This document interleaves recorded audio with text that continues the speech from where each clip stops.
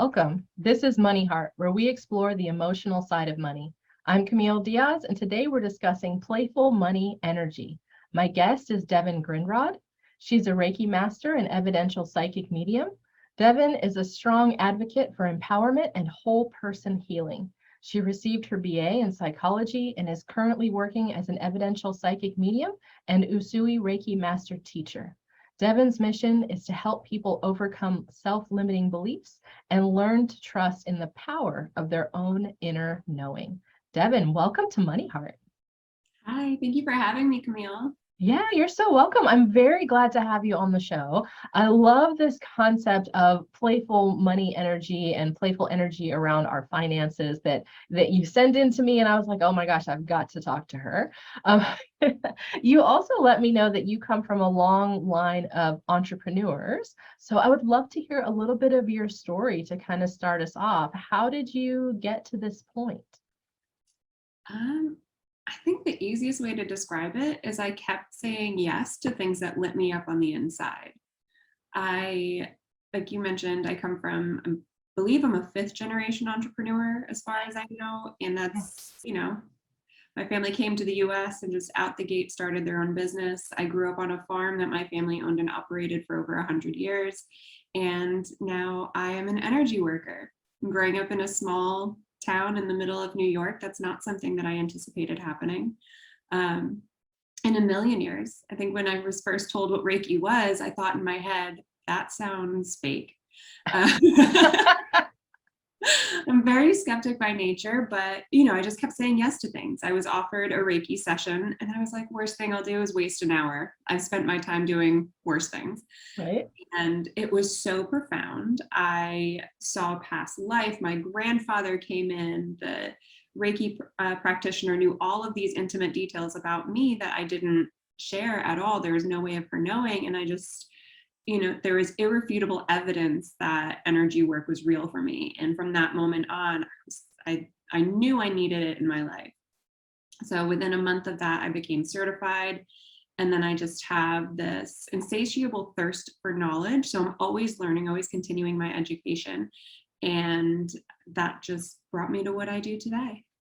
That's awesome. So what is it that you do today? What is your practice? What do you do? So I have two aspects to my business.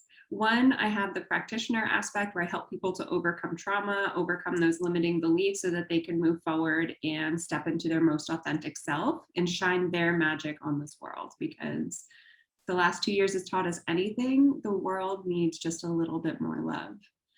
And the other aspect of my business is I help spiritual entrepreneurs to become entrepreneurs, or spiritual people who want to start their own business to become entrepreneurs. I teach them how to show up online, how to start marketing themselves so that they can have a profitable business. Because what I've noticed with myself and with so many of my friends and other people that I talk to is we have all this skill and knowledge.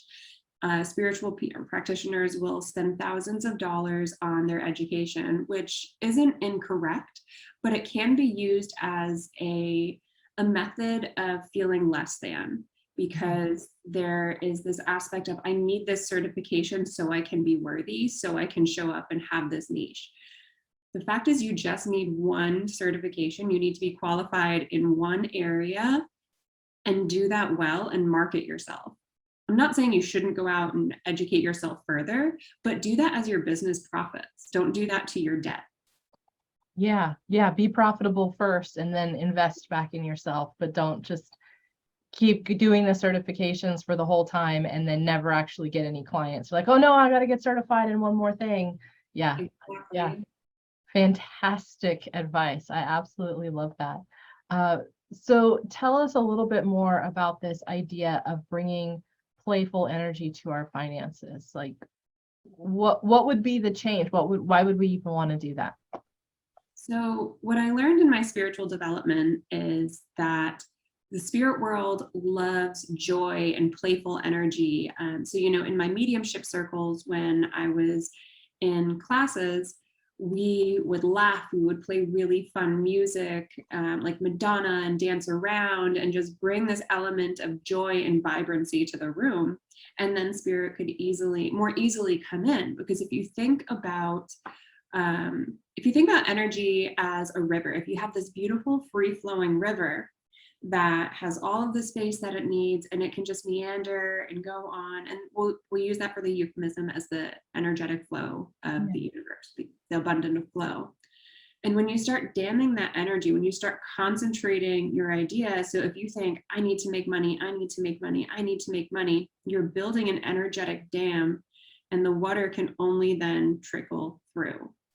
But if you have this openness about you and this belief in abundance, because abundance comes in all areas. Yeah, abundance can be billionaires. Abundance can be feeling extremely loved. Abundance can be having a home. There's all these areas of our life where abundance exists, but our society has been taught to look at abundance only in the form of their bank account, and then to tie our worth to the number in our bank account, to our monthly income. But if we let go of that limiting belief that our worth is our income and our bank account is our only source of abundance, then we can receive abundance from all these other areas. And once you start noticing and being grateful for the abundance on all these other areas, you'll also notice that money will start to more easily flow through you and to you as you have this sense of gratitude. And thinking about it in the form of giving somebody a gift. You give somebody a gift and you're just like, thanks. That's not what I wanted, but thanks.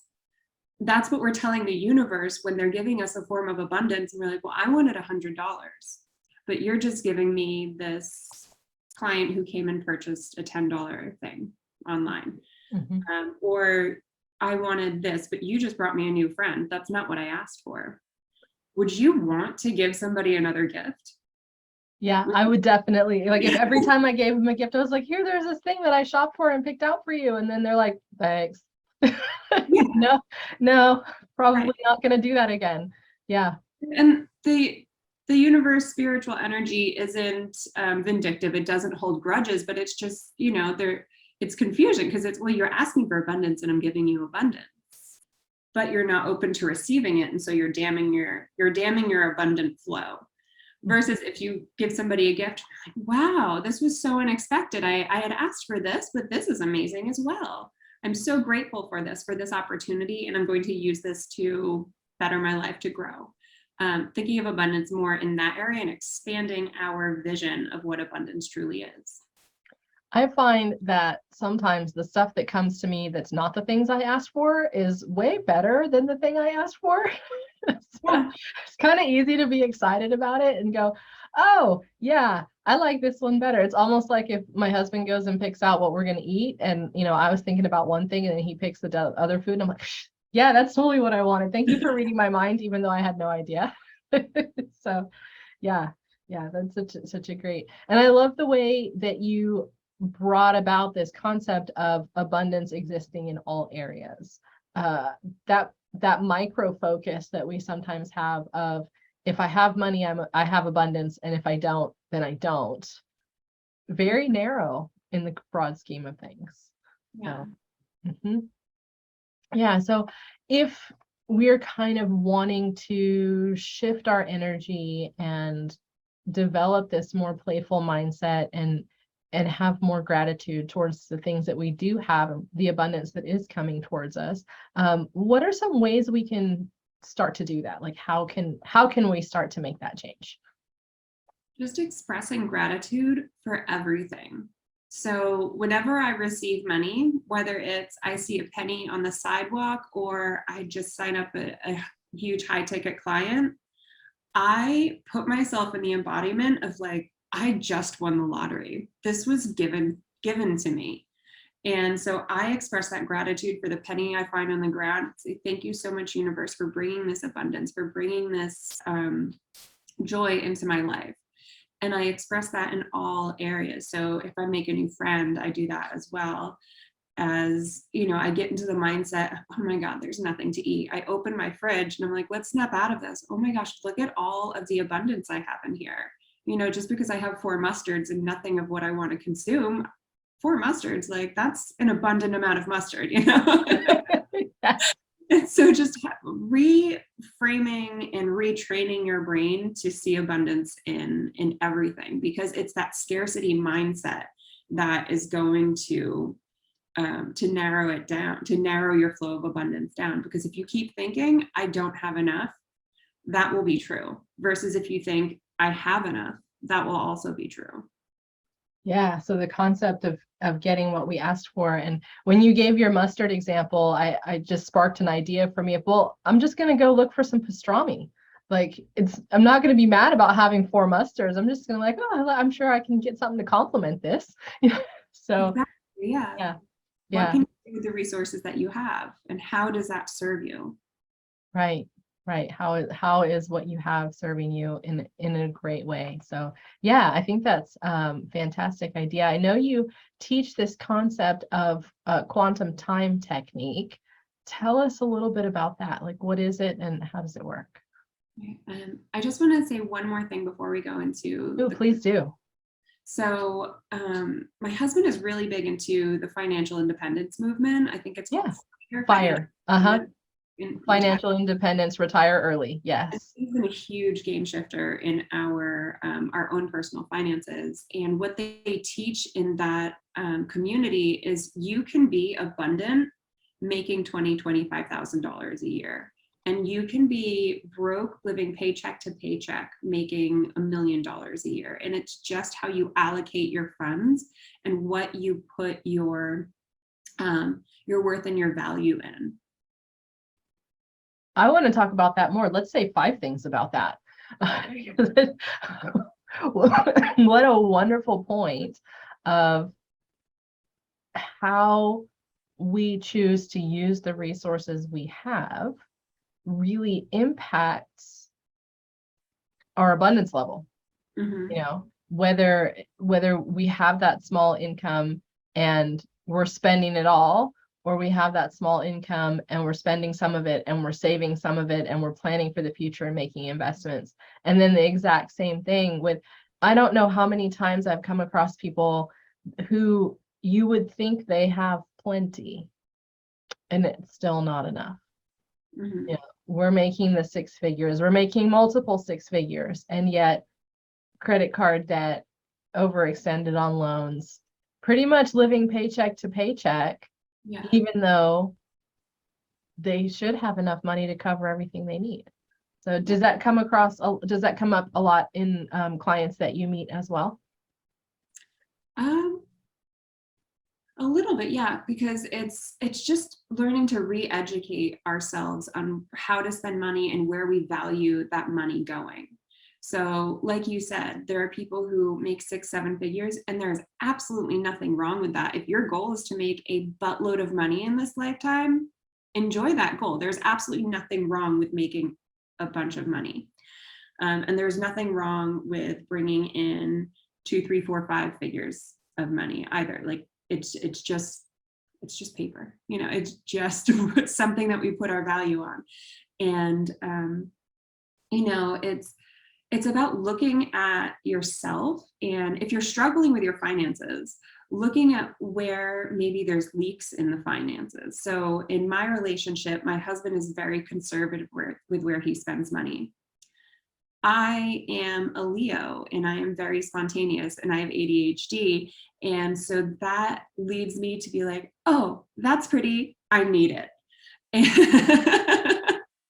Yes. And so what I have had to help myself do, because I noticed that as we looked at our finances, like there was a leak in our finances. Oh, yeah. I hate it when it's me. I know. Am I the drama? So I had to change the way that I looked at my spending money. I put myself on a budget, and I now look at things differently. And that budget has really helped to increase my abundance mindset. And I was so I don't like being put in a box. I don't like being told what to do, which is why I'm an entrepreneur. And so I figured that my budget would be horrendous and I would hate it. But what I do now is I go out and I think I have space in my budget for this, but is this something I want to make space in my budget for? Mm. And so now it has me just stop, take a second to think about it. And now I get to look at it in a different way because I can buy that instead of before where we were looking at our finances like, oh my God, the credit card bill was so high. I can't buy that. We're so broke, which we're all free from. Delete, delete, delete. Now looking at it as I can buy that, that's within my availability. Or, you know, if I've spent my budget, then like, okay, well, the next month is coming up soon. I can buy it next week. But should I? Do I want to? Will this bring me joy if it's in my house, or will I let it go with the next purge when I go through all of our closets thinking, why do we have all this stuff? Right. Right. Yeah. What a great idea of always defaulting to, I can buy that. Do I want to buy that? Rather than defaulting to, oh, I can't buy that. Because everything is possible. Like, yeah, I could buy that. What do I want to do to get there? What am I willing to do to get there? If that's something that I actually want to have, or is it even something I want to have? I don't know. Maybe not. And just doing that discerning piece and letting yourself figure that out. I really love your budget experience of like being so resistant to the budget at first. It's going to tell me what to do, and there's going to be limitations. And then it turned out that it was more freeing than not. And now I try to see, okay, can I spend under my budget this month? Like, can I spend less money? And that's been fun for me. And who am I? What is this? What happened to that big spender, irresponsible person before? Now I'm trying to beat the. She's still there, but yeah. But now she's playing the game because she's like, well, could I spend less than my budget this month? Well, could I get that thing next month? Could I, yeah. That's fantastic turnaround. I love that idea. So for all those people listening who are resisting the budget, it's actually helpful. Give it a try. Helpful for me. Yeah, it's helpful for me too, to kind of have an idea of where I am comfortable spending each month. And like you said, there's not really anything that I couldn't save up for and get if it was something I really wanted to do. But I always have to ask myself, would I love to have that? Would it benefit me? Would it benefit my life, my family? Am I going to use it for a long time, like you said? Or is it going to be one of those things that I'm going to have it and think it's fabulous for the next few weeks, and then it's going to collect dust for 2 years, and then I'm going to go, why do I even have this? And put it in the bin for the garage sale or whatever. It's like, I don't need to just generate more trash and more garage sale items. So yeah, I want to get something that's important and meaningful, not something random. Definitely. Yeah. Okay, so now tell us quantum timeline technique. What is this all about? So quantum time technique, which I'll refer to as QTT because that's easy. Yeah. Mm-hmm. Is essentially magic. And it's so profound. It is one of the most profound healing techniques I've ever used because you're healing yourself on the quantum level. And on the quantum level, you're dealing with all possibilities in the future, and you're dealing with all timelines, ancestral and past lives in your past. And what you can do with QTT is you can use it to overcome limiting beliefs in any areas, negative experience that you've had in the past.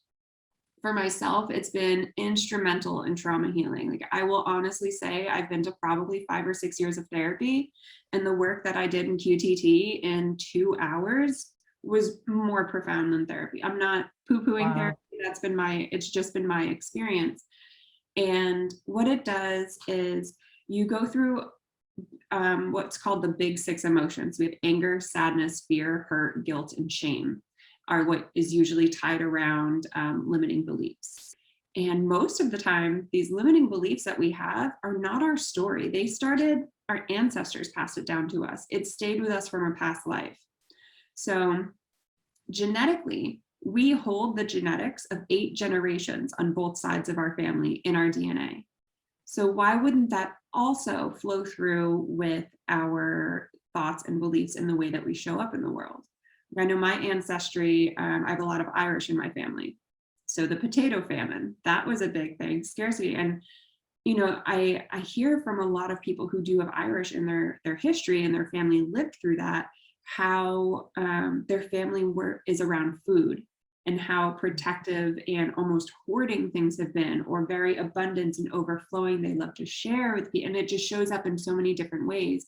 It can show up in our body types, where we tend to hold on to fats because there was a time when we weren't sure when we were going to get the next, and this happens in so many different cultures. So with QTT, you go through those emotions, you decide what you want to work on. So if you want to work on your money story, we start with anger in your money story, and you go up to your timeline on the quantum field, where all things are possible, where you have access to every single bit of information in your unconscious mind. And you go back to that first event, and it's almost never in our own lifetime. And you see the wisdom in the decision that was made today. So when in my past was the decision to be angry at money made? Was it from me? Was it from somebody before? You go there and you see the scenario. You can see the scenario in your mind, and you pick up the wisdom that was made from it. So what was the importance of that information? And how will that benefit me in the future? And you discard the emotion. You let go of the anger that's behind it, and you retain the wisdom, and then you come back to your presence. And you do that for all of the 6 emotions. And then you can also do it for limiting beliefs. So a lot of people have limiting beliefs like making money is hard, there is never enough money, things along those lines. And you go into your subconscious, and again, you go back to when that decision was made. When was it decided in your genealogy, in your past life, possibly in your lifetime, that making money was hard? Who told you that story? And you gain the wisdom from that. You see why they thought that way, and you let go of the limiting belief that making money was hard. You retain the wisdom and the importance of that scenario, and you come back to the present. And as you're coming back, you reframe it. So what do you want instead of believing making money is hard? Making money is so easy, I do it in my sleep. And then you come back home to your body in the present, and that is your new belief. This sounds really powerful, but also a little bit amazing. I see why you call it magic. And hence why we dressed as wizards today for that theme. Yes, with wand, of course. Speaking. Matching hats. That's right. And matching hats, yes, which we happen to just have. I love this idea of going back, figuring out the limiting belief, and then taking the wisdom from it. What a wonderful idea, because of course everything is balanced. Every time we perceive a challenge, we also have a support, and every time we have a support, there's an equal challenge somewhere. But we tend to get stuck on the challenge part and not see the support part. So we usually see the things that are hard and not working for us, and we don't like it. And then we forget about all of the good and helpful that is coming from this challenging experience. So excellent strategy of finding that thing, whatever it is that is the limiting belief, the past trauma, the difficulty, and taking the learning from it, but releasing the emotion piece and saying, okay, I'm really angry about this thing that happened. What can I learn? Where's the wisdom in this event or decision that was made or thing that happened? And then saying, okay, great, I've gained that knowledge. I don't have to have the anger anymore, because I can now see both sides and be balanced on this. And then coming back and rewriting a new story. And it's so amazing what you find out on that journey of going back into your past. A lot of the times you just think, like, this isn't even mine. I don't know that person. They're like 7 generations ago. What the heck? And it's just having compassion for where we're at in our lives, where our ancestors were at, where our past lives were at. And not falling prey to the victim mentality, because our society really, really values that victim mentality right now. I see that in people identifying themselves as all these things. I can't do that because I am blank. And having experienced trauma at a very early age, I was labeled a victim in my like this first 7 years of your life are your core development years. That's when I was labeled a victim in my life. Oh, And wow. I, in my development years, have carried that through. And doing this work with QTT, I've been able to process it, to let that go. Like, I'm not a victim. Yeah, something terrible happened, but in no way was that my fault. I am empowered. I am overcoming. I am using that as my life's purpose. And seeing the areas in which you are playing the victim in your life, because it is so easy to say, this happened to me, so I can't do this. As millennials, we have been through, this is our second recession, I guess, as of yesterday, it was labeled a recession. Official. So, yeah. Mhm. So this is the second one we've been through, and hearing so many people, I was doing really well before the crash of 28, and now I just can't get back on my feet. Yeah. Ooh, that was 14 years ago. Right. I'm not taking away from the experience that you had then. That sucks. But it was 14 years ago. There's time to get back on our feet. We can sit. I highly encourage people to rest, to be introspective, to lick their wounds. But there comes a time when you need to stand up and say, okay, this was the plate. This was the hand I was dealt. Again, going back to the mustards. What can I do with all this mustard? How can I make pastrami tonight? And, I help people to heal from trauma. So I'm not insensitive to what people have been through, but when we use it as our crutch, we're holding ourselves back and we become our own oppressors in that situation. And so how can we break out of that mold of victim mentality?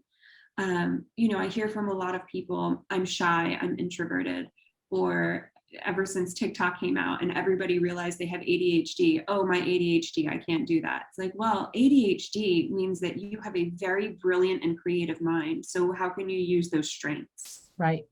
And can you hire out to help with your weaknesses? Like I had a coach that we just finished working together, and she was my accountability coach. And essentially it was just, she made me a list of things to do. And I knew I saw her every week, so I had to do those things.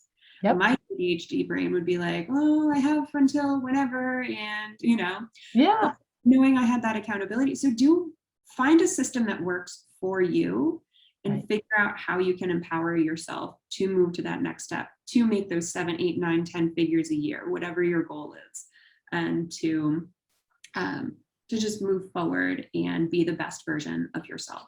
Yeah, I love that. You brought up so many things that I feel like I'm like, yes, that, like all of this stuff.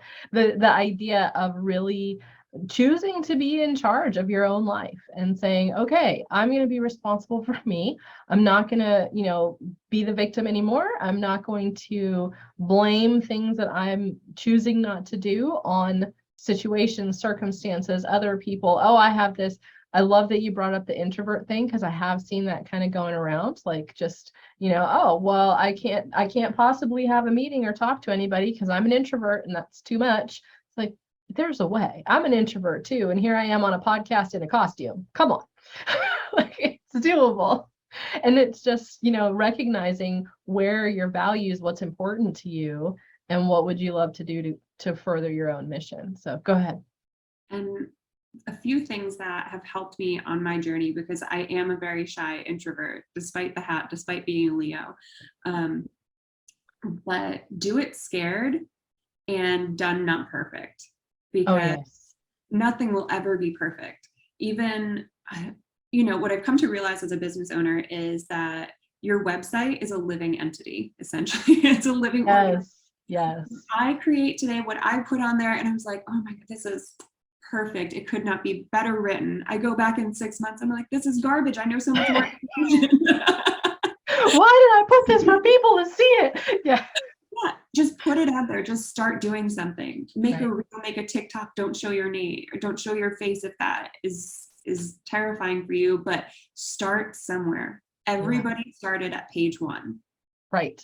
I had a friend who was so good. They sell makeup and stuff. And so they were so good at taking photos and posting on Instagram. And this was several years ago, before I even started the podcast. And I was just like, I don't even know how you take these pictures and you always look so good.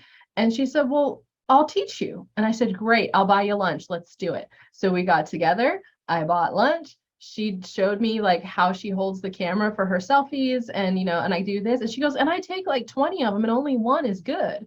And I think in my mind, I was thinking she snaps one photo and it's amazing. And how does that ever happen? No, it's a process.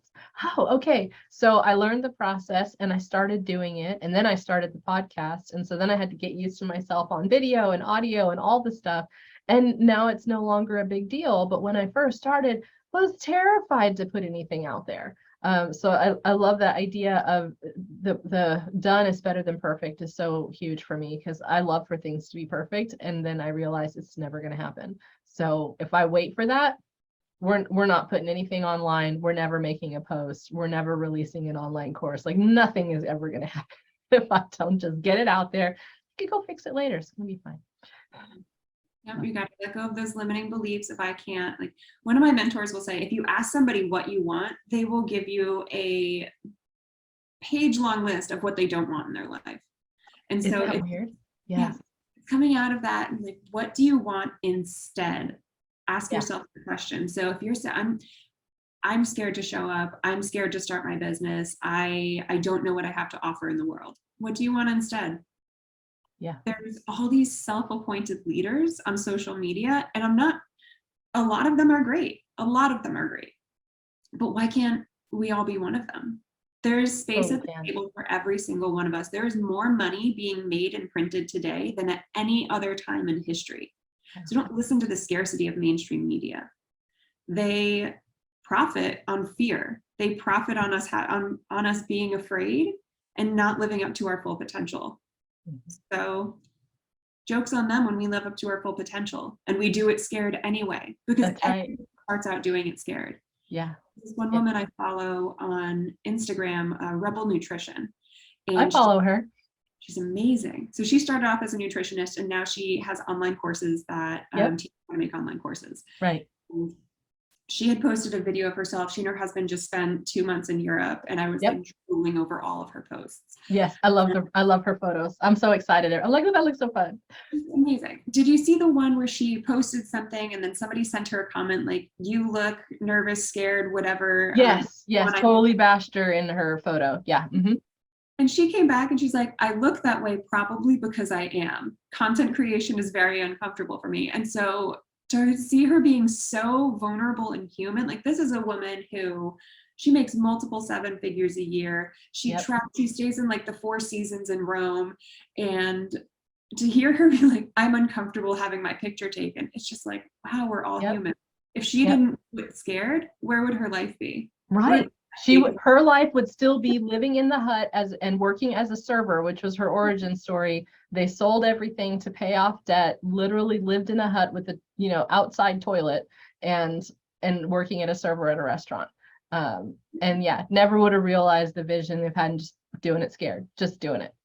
And so the story that she tells, she says, what I wanted instead was a life of luxury and abundance. And you do it scared and you make it. Yep. I love that. And I got onto this concept a while ago and it's taken a bit for me to do it, but I'm actually now doing the things that I said I wanted. I was like, hey, I wonder if I could talk to people on Zoom and wear costumes because I love them and have a job where I create content in my pajamas and then put it out there and people consume it and love it. Nailing it and get paid for that. Yeah, that too. So it can be done if you ask for those things that you want and stop, like you said, stop focusing on, I can't do that because this, like, just toss that garbage out the window and start, well, what can you do? What is the positive? Okay, like you said, you have ADHD. That's great. You're probably super creative. Let's work with that. So yeah. If you and I were to compare ourselves to Amy, it's like, well, I can't make that comment because I don't have a G-Wagon and I don't stay at 5 resorts whenever I travel. It's like, okay, well, what do you do that's cool? I have a garden in my backyard and trees, and I use that in so many of my posts. There's something cool and creative about every single person's life. And so just start where you're at. You don't have to live in an Instagram-worthy home. That content actually isn't getting pushed out anymore. They want more real life. I They want to see do. in your sink. I Yeah. want to see, people messy. That's what I love seeing people being human online. Yeah. I think we all do because we can relate and it just brings us closer together. So yeah, I love this. Thank you so much. What are you most excited about right now? Right now, I am offering a mentorship. So it's one-on-one mentorship to help spiritual practitioners to get their footing in starting their business and in showing up online. So if you have, I had somebody comment on my TikTok, she said she has $10,000 worth of certifications, but hasn't put her foot in the door of entrepreneurship. Mm. And so if you're that person, if you have started your business, but you're thinking, I don't know how to show up online, I don't know who to serve, I help you go through that. I help you create your online presence, how you want to show up, what you want to promote, who do you want to serve, and consolidate that all into an 8-week program. In addition to that, I am, as a psychic medium, I also help people to increase their gifts, to go further in their development with those spiritual gifts and connect up to spirit, because that's been instrumental on my journey. Whenever I'm in my story and I don't know what to do, I connect up and I'm just like, what should I do? Can I get some advice? Because your higher self is not burdened by your ego, that voice in your brain trying to keep you safe. It's like, no, don't do that. People are going to laugh. Your higher self is like, so what if they laugh? And so yeah, just helping people to get their feet in the ground and get the courage and guts to start showing up online and monetizing their business. Yeah, I love that. And I love that concept of checking in with your higher self because I do that on a regular basis. Like I know when I've gotten something right. Like I know when I've got the right concept. I know when I've put the right words. I know when I've, figured it out. And until I get that little confirmation that I nailed it, then I'm not satisfied with. I'm like, okay, I know I'm kind of slacking. Yeah, I know I didn't figure it out. Yeah, I know I don't have quite the answer. Okay, keep working, got it. And then when I get it, I know I've got it. And it's like, okay, I know I got that thing next. Even if the idea sounds crazy or totally against everything else that people are telling me to do, I know when I have the right formula. So yeah, definitely doing that check-in is And like fantastic. you mentioned, our brands can be whatever they want. Your brand is wearing costumes online and showing up in your pajamas.